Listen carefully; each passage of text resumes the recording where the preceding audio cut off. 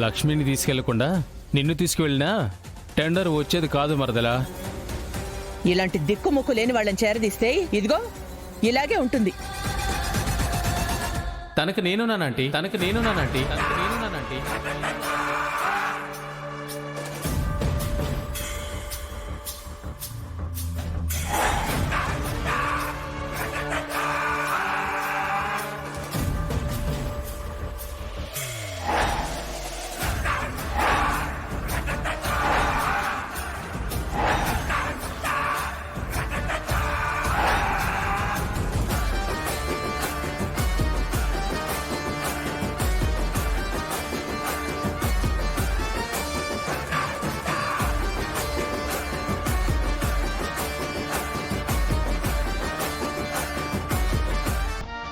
లక్ష్మి దిక్కు ముక్కు లేనిది కాదంటే తను నా మనిషి.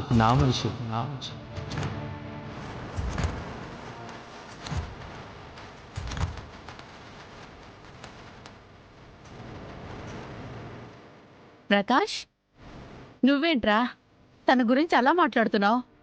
ఆంటీ, ఈరోజు నేను మీ ఇంటికి వచ్చింది విహారీ ఫ్రెండ్గా కాదు, లక్ష్మి మనిషిగా వచ్చాను.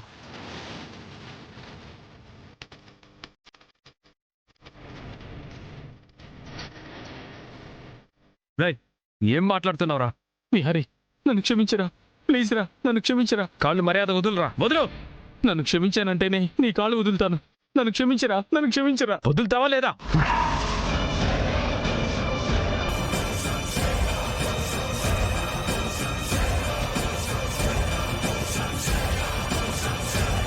నీకు, ఆంటీకి, మీ వాళ్ళందరికీ చాలా థ్యాంక్స్. ఆంటీ, మీకైతే నేను ఎప్పటికీ రుణపడి ఉంటాను.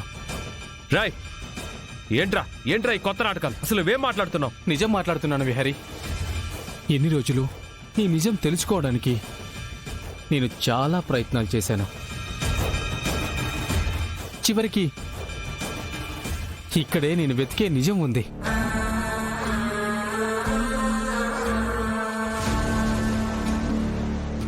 వీడేంటి నిజమంటున్నాడు? కొంపతీసి బావకి లక్ష్మికి పెళ్ళైందని చెప్పడు కదా.